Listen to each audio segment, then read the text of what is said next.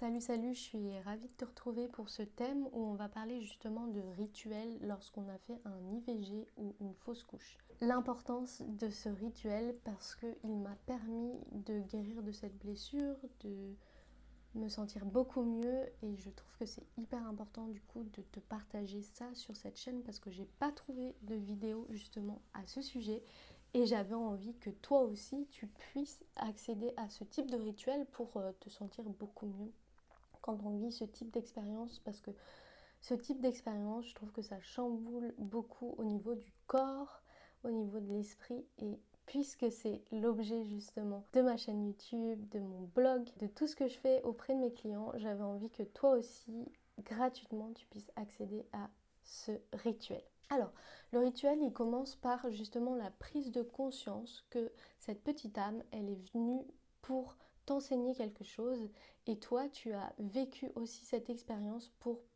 avoir un enseignement, que tu le prennes vraiment comme un enseignement pour ta vie. L'importance dans le début du rituel, c'est de donner un prénom à l'âme qui est venue justement te partager un message.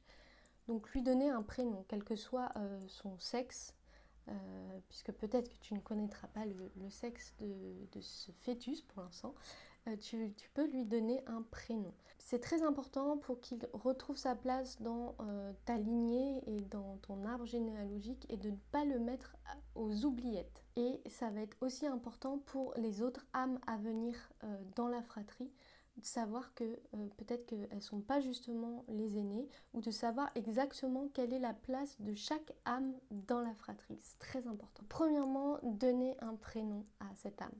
Ensuite, tu vas pouvoir créer un rituel au travers de ce prénom et tu vas pouvoir, si tu le souhaites, écrire une lettre avec toutes les circonstances, tout ce qui s'est passé, de noter vraiment toutes les circonstances.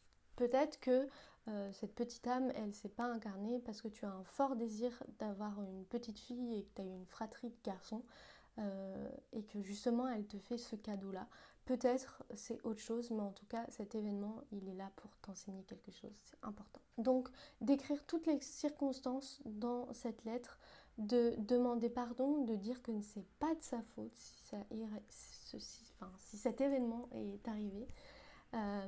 Et de te pardonner aussi, de remettre vraiment de l'amour dans tout cet événement, d'essayer de transformer peut-être cette culpabilité, peut-être cette peine, cette tristesse en amour. Donc voilà, la première étape, prénom, ensuite tu écris une lettre avec tout ce que tu as envie d'écrire, tout ce que tu as sur le cœur, tu l'écris. Et puis le rituel peut commencer, tu vas pouvoir donc aller dans un lieu où tu te sens vraiment à l'aise. Moi je suis allée en forêt, j'ai remis cette petite âme à un arbre, mais tu peux le faire à la mer, tu peux le faire à la montagne, tu peux le faire où tu as envie vraiment, ce qui résonne pour toi. Pour le rituel, tu as trouvé ton lieu, maintenant tu peux mettre toutes les choses qui résonnent pour toi. Tu peux faire un mandala, tu peux faire une petite croix si tu es religieux. Tu peux faire un symbole qui te plaît avec le prénom que tu auras noté sur quelque chose. Moi, je l'avais noté sur une petite pierre. Tu peux avoir acheté une bougie, tu peux avoir fait des offrandes à la nature et puis à cette petite âme. Donc, acheter des fleurs, des fruits. Moi, j'ai acheté des fleurs, des fruits et une bougie et j'ai fait mon petit rituel avec justement ma petite lettre que j'ai brûlée et que j'ai remis de la lumière à l'arbre et j'ai demandé à l'arbre de prendre soin de cette petite âme. Voilà, j'espère que ce rituel t'aura plu, j'espère qu'il te permettra de t'élever et de prendre conscience que cette décision ou alors cette non-décision, elle t'appartient et ça fait partie de ton chemin de vie. Je te fais des gros bisous et je te dis à très bientôt pour d'autres vidéos.